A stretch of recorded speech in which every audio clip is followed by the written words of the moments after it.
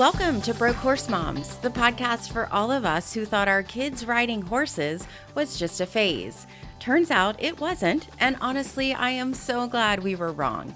I'm your host, Angie Trueblood, the OG Broke Horse Mom, and I'm here to laugh, learn, and figure out this wild, wonderful sport right alongside you. Let's giddy up, friends.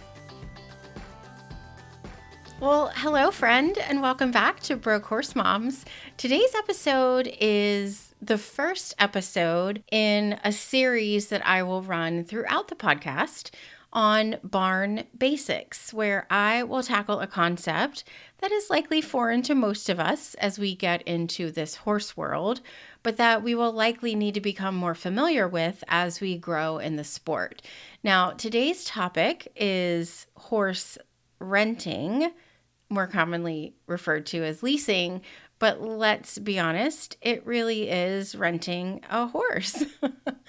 So let's also not get it twisted that familiarity with this concept does not necessarily equate to an understanding of leasing, because as I have learned, there are about as many types of leasing options as there are types of horses. So I'm splitting this topic into two episodes.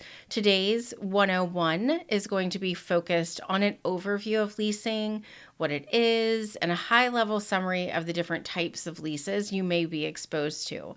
The second episode, Horse Renting 102, will dive deep into lease agreements and actual dollar amounts so that you feel prepared-ish when the time comes for you and your kiddo to make that decision. Now, there are many times over the course of my life as a horse mom when I have felt a little ridiculous explaining something to someone else who is not in the horse world. Whether it's the time that we get to the barn on show days, the fact that there is no riding season, it's just all year round, or that I literally work from my car at the barn most weekday afternoons, none of them have made me feel sillier than telling a non-horse person that we were leasing a horse. Their response was always, "You're what? Like, you're renting a horse?" And then I kind of had to explain to them, but ultimately, yes, exactly, we're renting a horse. They look at me with equal parts confusion and sympathy, like, "Oh, sweet friend, Angie, you've gone too far. There's no turning back." But honestly, I will stand by our decision to lease horses up until this point as being one of the best decisions that we have made in the sport. So let's dig into it, my friend. So first off, what is a lease? I mean, it's definitely similar to renting a car or an apartment. We have all rented things, leased things before. You pay some specified amount of money to use someone else's horse for a defined amount of time. Now, you will map out all of the details in a lease agreement so that both parties know what is covered, which is really similar to a lease agreement on an apartment. Do you need to cover the utilities, or is the owner of the property going to cover the utilities, right?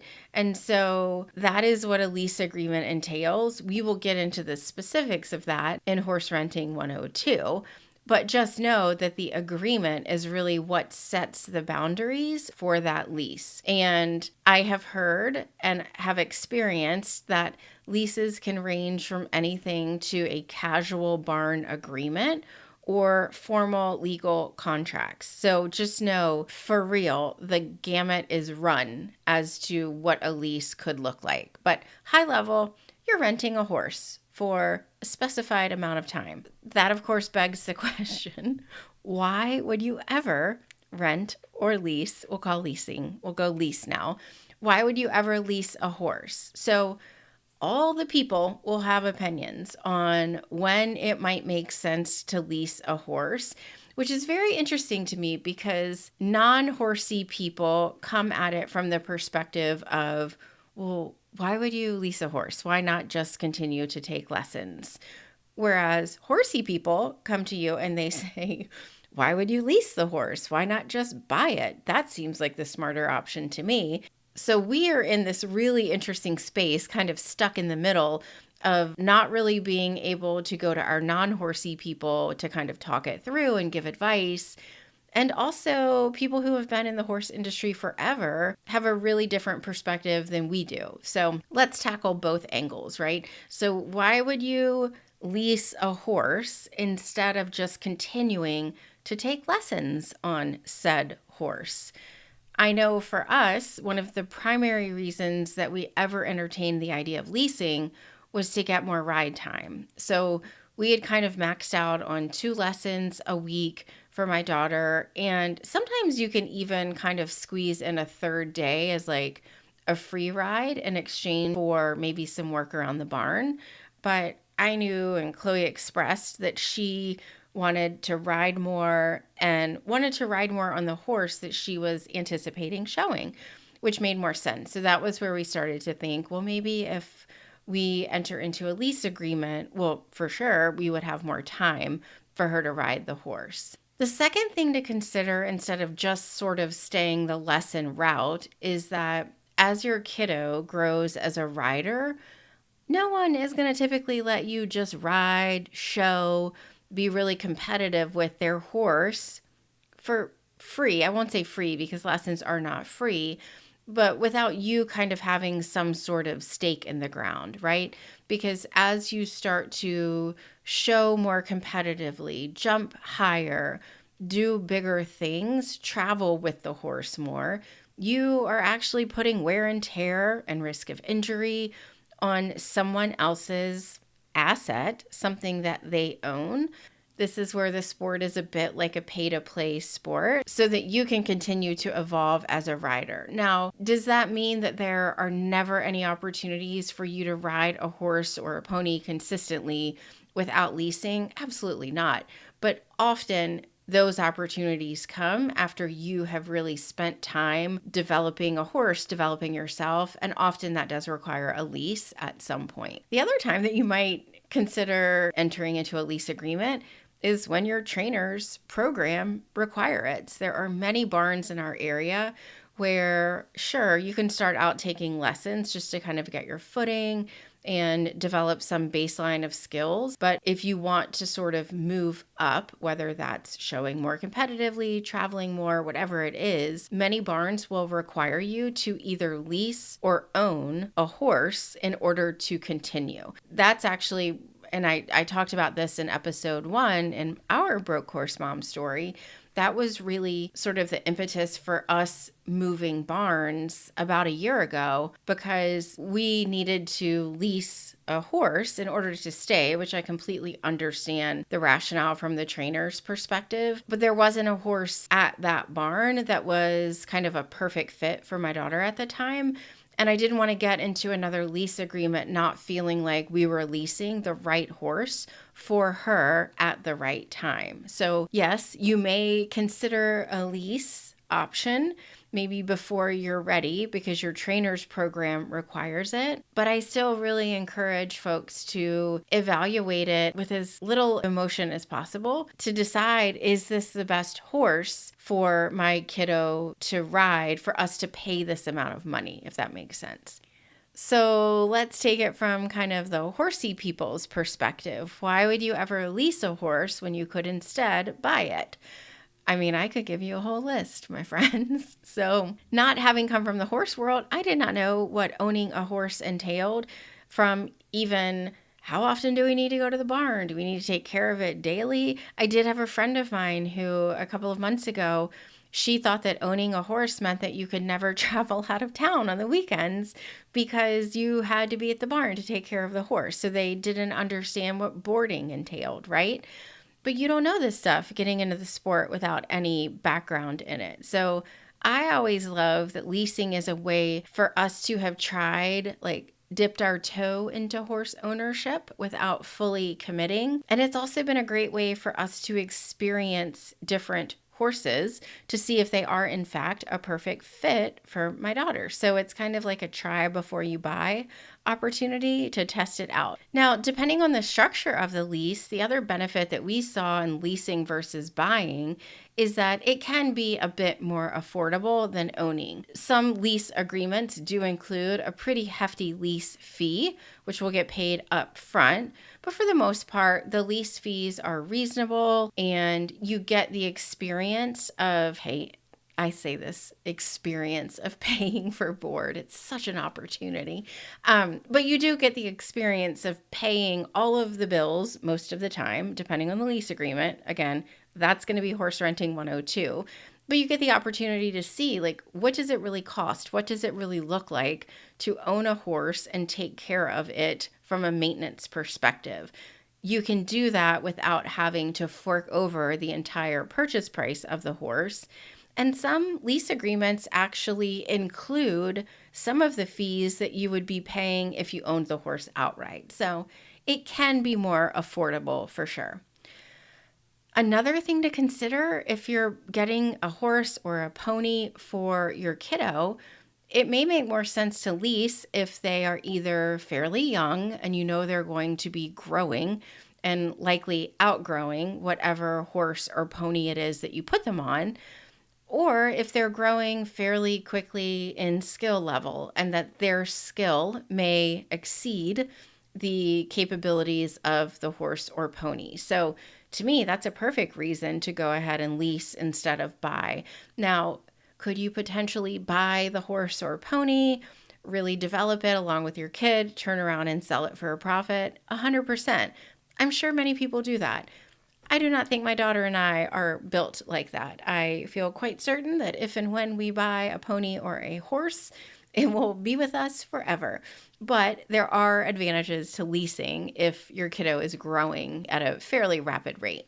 And then the last thing really to consider, and I've had friends who have kind of gotten in bits of predicaments with this, if you're not quite sure how committed your kiddo is either to the sport or the discipline that they're riding in, leasing is a great way to kind of gauge, is their interest in riding going to change? And if so, I don't necessarily want to be stuck with a horse. So you can do a lease and really kind of ride it out for 6 months to a year and gauge how your kiddo responds and if that interest grows throughout that lease or if it kind of wanes a little bit. So as a mom, I loved it and have loved it because I was able to see my kiddo evolve.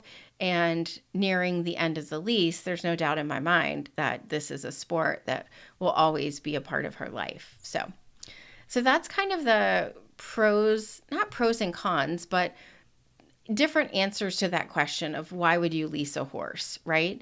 Now, we're going to get in a little bit to the nitty gritties of what kind of leases are there, because this was also very eye-opening to me as we kind of dipped our toe into the water. So high level, you can have a care lease and you can have a paid lease.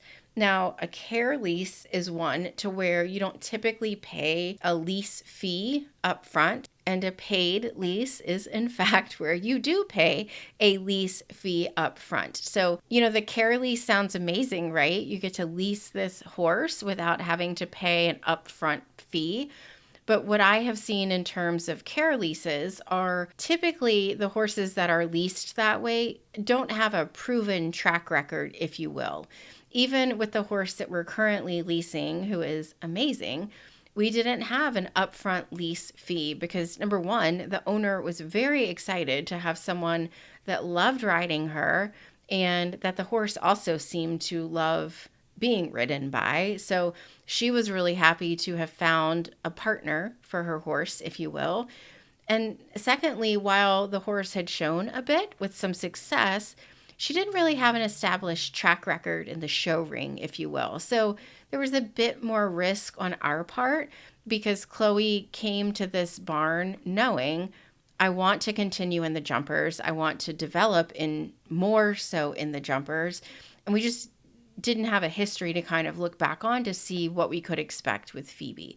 So yes, the care lease sounds great. And yes, I highly encourage you to go that route if you have that option, to where you really just cover their expenses. So typically that would be board and vet and farrier and all of that, but you don't pay a lease fee up front. Now, the flip side of that is that you can enter into a paid lease agreement where upfront you pay typically anywhere between 25 to 30% of the horse's value.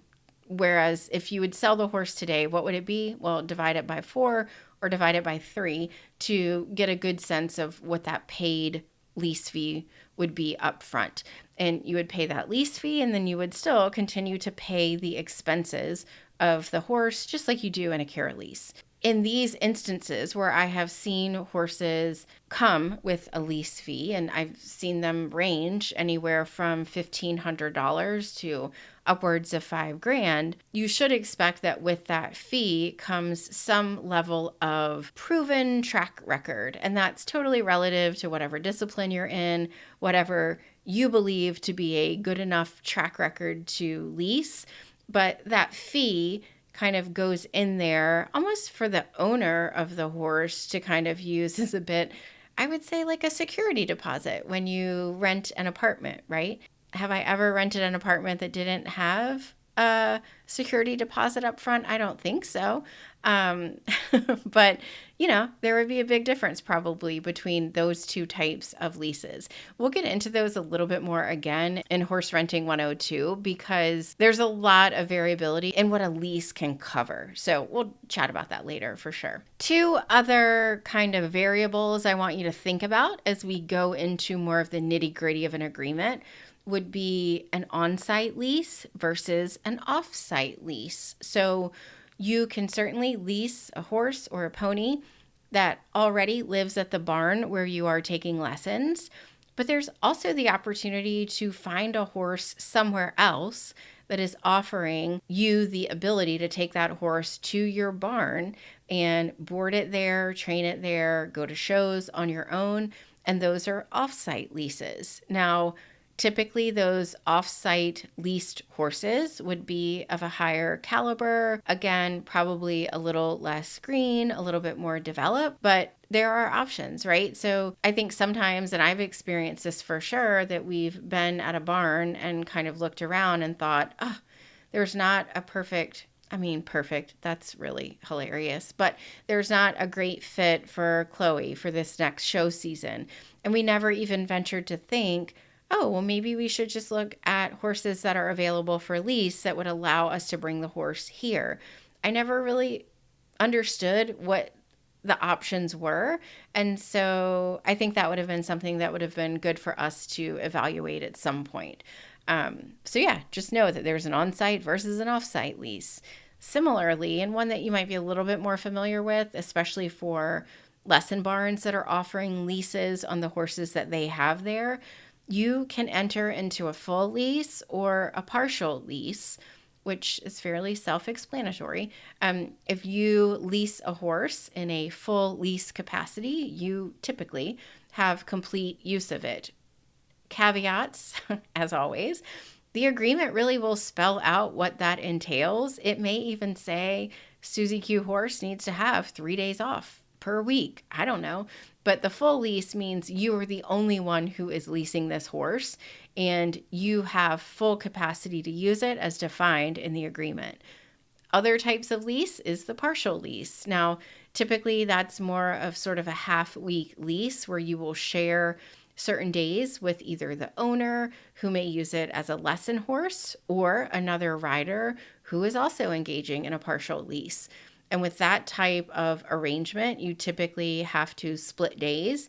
Either both people take 3 days a week and the horse gets 1 day off, or 4 days and 3 days. Now, this can also impact show schedules. So if you're considering a partial lease for monetary reasons, most likely, or if it's hard for you and your family to get out to the barn 6 days a week, you may say, well, a partial lease is all we really need. Just know that if you are sharing that lease with someone else and that other person likes to go to horse shows as well, and so does your kiddo, there may come a time when you both want to show the horse in one class, and it may not be an option. I think that's enough for Horse Renting 101.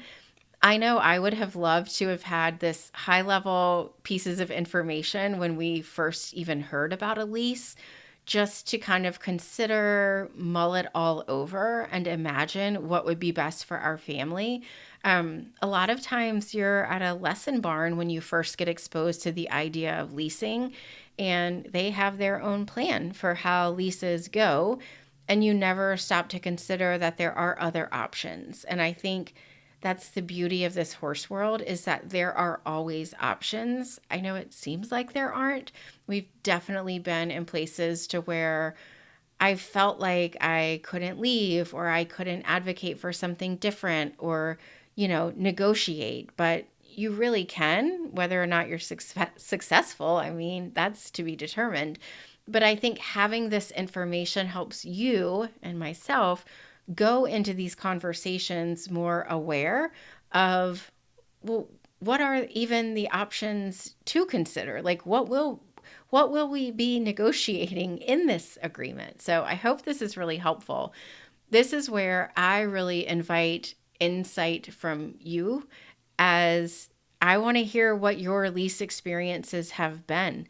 So I have lots of friends in the horse world. And like I mentioned at the beginning, there are as many different types of leases that I have heard of. So I would love for you to shoot me just an email to Angie@brokehorsemoms.com, or hop on over to Instagram and just shoot me a DM and let me know, is there some other type of lease that I didn't even cover in this episode? And or do you have some experience from leasing a horse that you are adamant that our listeners need to hear about, and that I absolutely need to include in our next Barn Basics episode, which will be Horse Renting 102. So let me know what I don't know so that I can share with our entire Broke Horse Moms community. All right, friend. In our next episode, I'm actually hosting a interview with the co-founder of a company called Riders Rent, which allows you to rent horse show apparel, which is amazing. But we are doing a bit of a deep dive into horse show apparel and what our kiddos need to wear, what's worth the expense, and where we can save. So I'm really excited to bring that to you next time. And until then, trot on, my friend. Friend, thanks for listening to Broke Horse Moms, the podcast for all of us who swore this was just a phase. Want more? Head to brokehorsemoms.com and sign up for our virtual Barn Family newsletter. That's where I share behind-the-scenes extras, show season survival tips, gear recommendations, and horse mom life hacks. Basically, it's everything I wish someone had told me when Chloe first said she wanted to try horseback riding. I'll see you there.